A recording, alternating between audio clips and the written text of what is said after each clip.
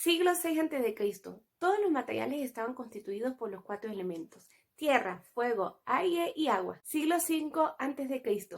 Leucipo y Demócrito afirman que toda la materia está conformada por partículas indivisibles, el átomo. 1897. Thomson descubre el electrón y plantea que el átomo es una masa positiva en donde están incrustados estos electrones con carga negativa. 1911. Rutherford descubre el protón y propone que el átomo tiene un núcleo positivo en donde están estos protones y que los electrones están en una capa externa. 1932. James Chadwick descubre el neutrón. Al fin conocemos cómo está conformada la materia. Pero ¿el átomo realmente será todo lo que existe?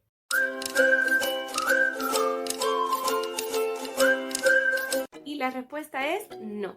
A mediados del siglo XX y principios del siglo XXI se han descubierto aún mucho más partículas. Ya no solamente contamos con partículas subatómicas que conforman el átomo, sino ahora contamos con partículas elementales y con partículas compuestas de estas partículas elementales. Parece que estuviésemos jugando a la muñeca rusa.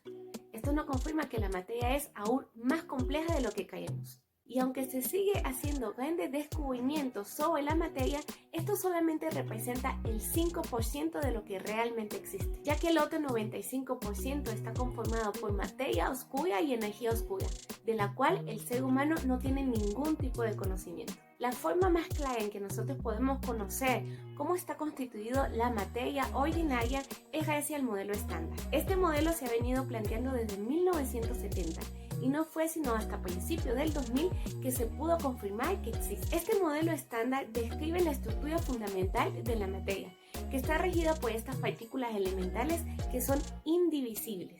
Asimismo, estas partículas están regidas por las 4 interacciones fundamentales. Aquí podemos ver el modelo estándar y podemos ver un esquema de todas las partículas que existen. Pero vamos a ver esto poco a poco para que lo puedas entender.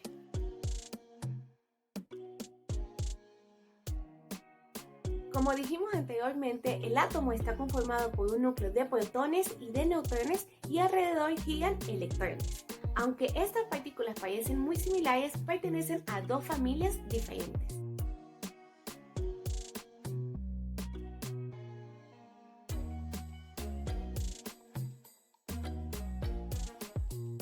Las partículas elementales están divididas en 2 grupos, en los fermiones y en los bosones. Comencemos por los fermiones. Los fermiones están caracterizados por tener espines medios y por cumplir la ley de exclusión de Pauli. Están divididos a su vez en 2 grupos, en los leptones y en los quarks.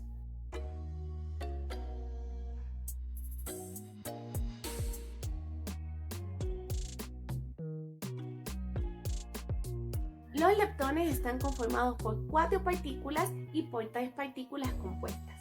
Las partículas son el electrón, el muón, el tauón y el neutrino, siendo estos neutrinos súper interesantes porque son los más abundantes del universo. Por cada electrón pueden existir 10 billones de neutrinos que nos están traspasando continuamente sin darnos cuenta. Estos neutrinos son el 1, el 2 y el 3 y se van a unir en tripletes para formar las partículas compuestas.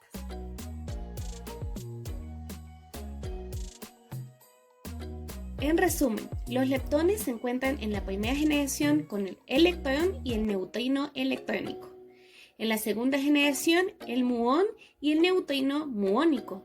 Y en la tercera generación, el tauón y el neutrino tauónico. Y como la materia es cuántica, aquí también existe la probabilidad. Y esta probabilidad es la que va a determinar la cantidad de combinaciones que pueden surgir de estas partículas.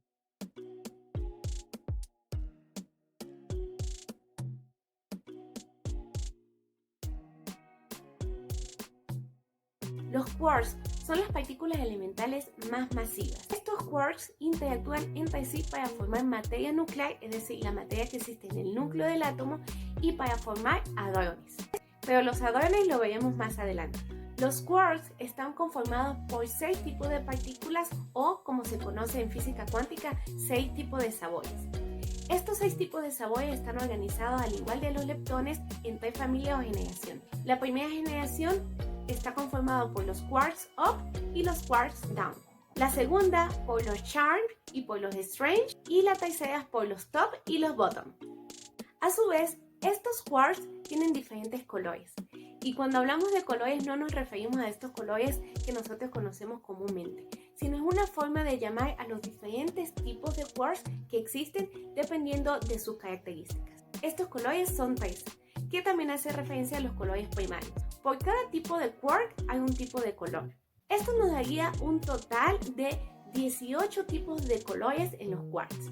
En resumen, existen 6 tipos de sabores de quarks que a su vez tienen 3 tipos de color cada uno, dando un total de 18 partículas elementales.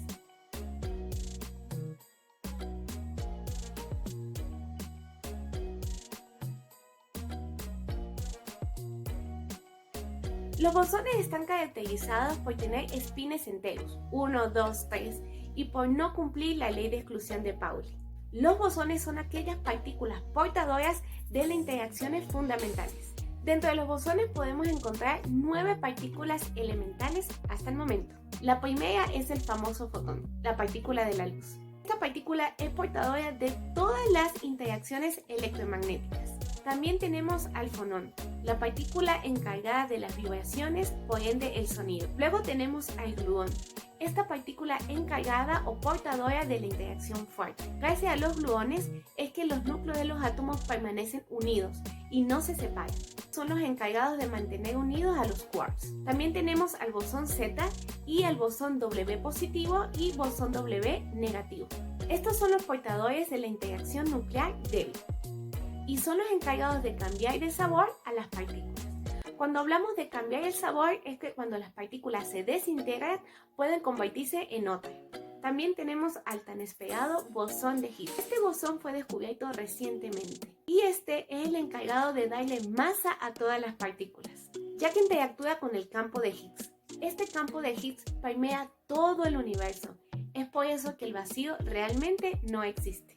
El excitón, que fue descubierto recientemente, realmente no es una partícula elemental, sino es una cuasipartícula o una excitación elemental, pero que posee las mismas características de un bosón, ya que tiene un spin entero. El excitón es el hueco que deja atrás de sí un electrón en la banda de valencia, que tiene carga opuesta, y al interaccionar con él lo atrae a través de la fuerza de Coulomb.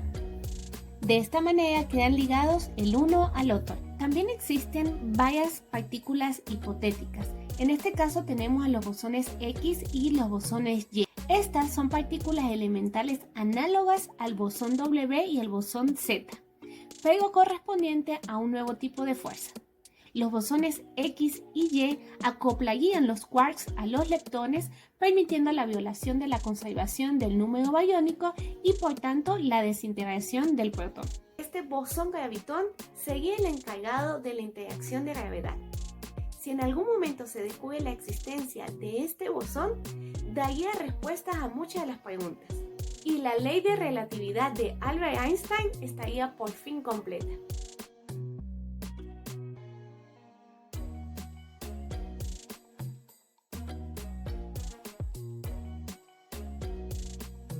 Estas partículas se dan fundamentalmente por la unión de los diferentes quarks. Recordemos que existen 18 tipos de colores. Estos quarks al unirse forman lo que nosotros conocemos hadrones, que son confinamientos de quarks para formar otra partícula. Estos hadrones se dividen en dos. En los fermiones se conocen como bariones y en los bosones como mesones. En los bariones la unión de quarks van a ser en tripletes, es decir, en 3 partículas. Mientras que en los bosones la unión de estas partículas van a ser en pares.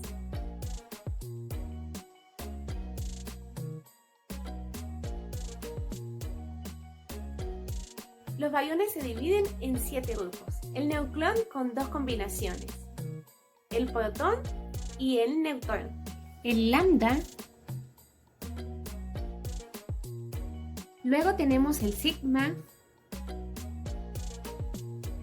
Posteriormente tenemos al barión zinc. El omega también con 8 posibles combinaciones. Al delta con 4 combinaciones.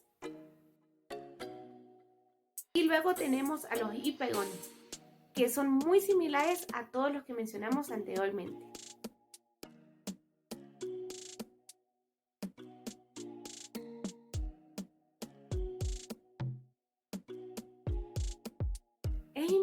importante recalcar que aunque los quarks pueden generar partículas compuestas mezclándose los quarks de primera, segunda y tercera generación, los de primera generación son los únicos que van a ser estables, mientras que los de segunda y tercera generación son partículas que son inestables y se desintegran rápidamente. Los quarks de primera generación los podemos encontrar en nuestro alrededor, mientras que los quarks de segunda y tercera generación son partículas primitivas que existieron luego del Big Bang y solamente pueden ser recreadas en laboratorios, como en un colisionador de hadrones. Aunque los bariones se unen en tripletes, cabe la probabilidad de que podamos encontrar tetraquarks y pentaquarks, es decir, quarks que se forman de 4 partículas elementales o 5 partículas elementales respectivamente. A estos se le denominan quarks exóticos.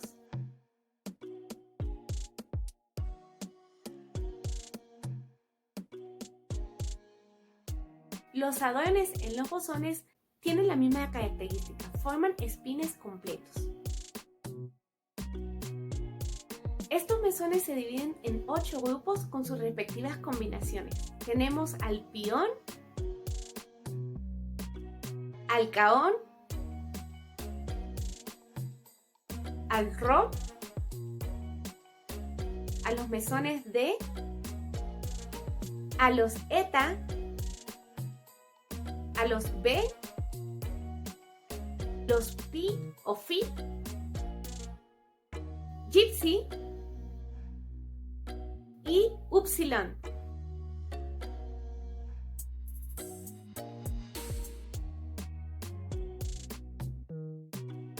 A la mayor parte de las partículas de la naturaleza le corresponde una antipartícula. Esto se refiere a la antimateria, que posee la misma masa, el mismo spin, pero con una carga eléctrica contraria. Las antipartículas más conocidas son, por ejemplo, el antielectrón o el positrón, y en los elementos el antihidrógeno. Hasta el momento este es el único antielemento que ha sido descubierto. Es decir, todo el modelo estándar que nosotros hemos visto hasta el momento debemos hacerle ahora una copia con todas las cargas contrarias.